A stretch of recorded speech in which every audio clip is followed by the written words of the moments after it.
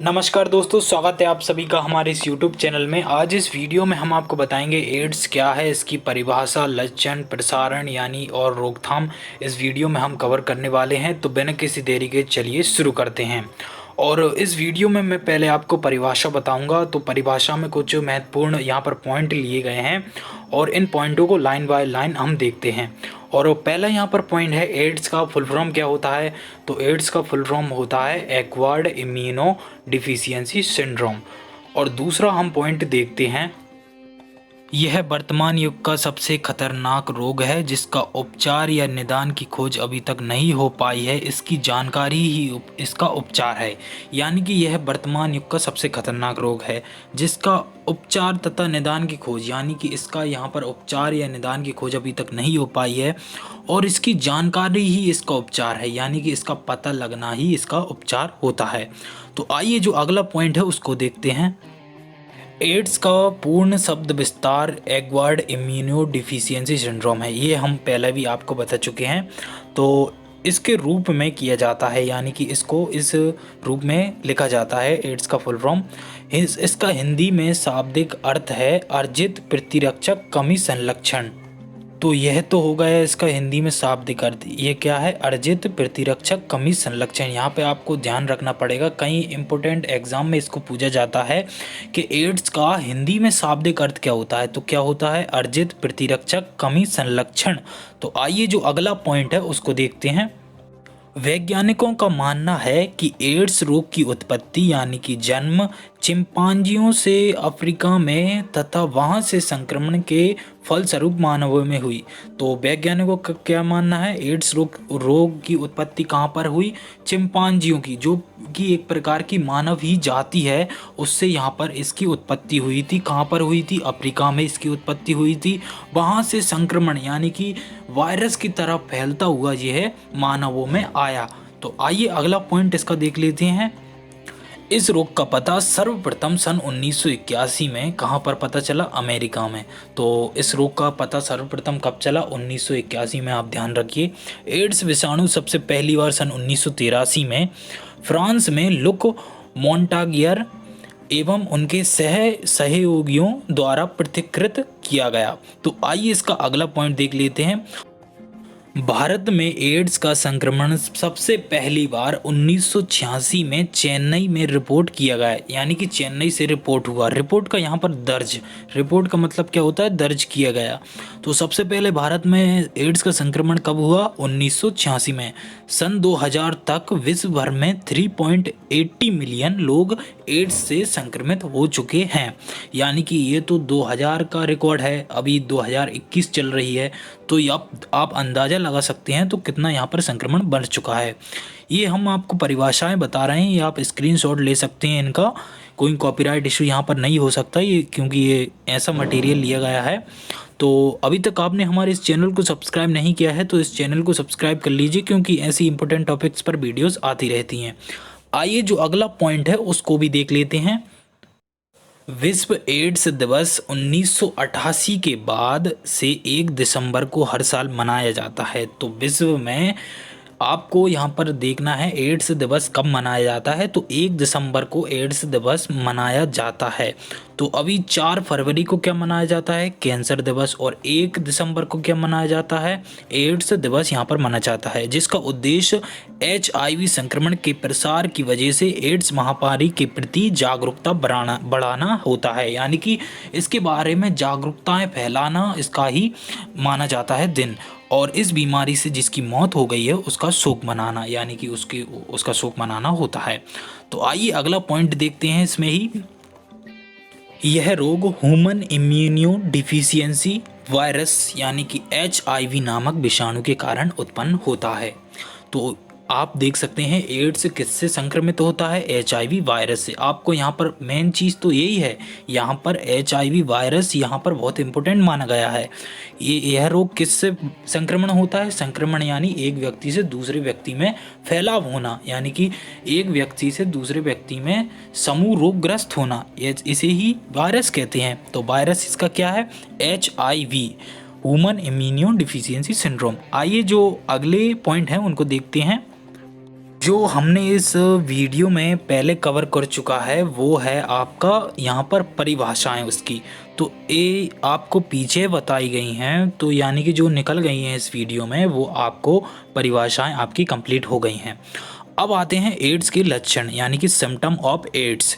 तो पहला यहाँ पर सिम्टम क्या होता है, कम काम करने से ज़्यादा थकान, यानी कि कम काम करने में ज़्यादा थकान। यानी कि कोई आप वर्कआउट करते हैं, पहले आप ज़्यादा थकते नहीं होंगे, तो इस बार आप अगर आपको एड्स हो गया है तो आप ज़्यादा थकेंगे, ऐसा आपको नहीं, यानी कि इसमें बताया गया है इसका सिम्टम्स।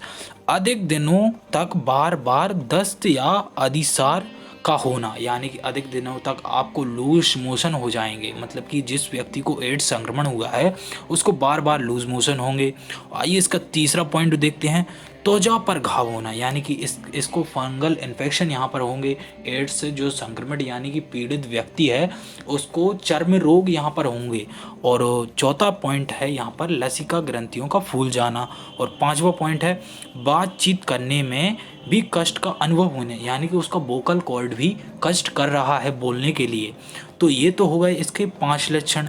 आइए इनके 5 और लक्षण आपको बताते हैं, यानी कि 10 लक्षण आपको कवर करने वाले हैं। एग्जाम में 5 आते हैं, लेकिन आप मेन ये लिखना चाहते हैं तो आपके लिए हमने 5 और इकट्ठा किए हैं। आइए उनको भी देखते हैं।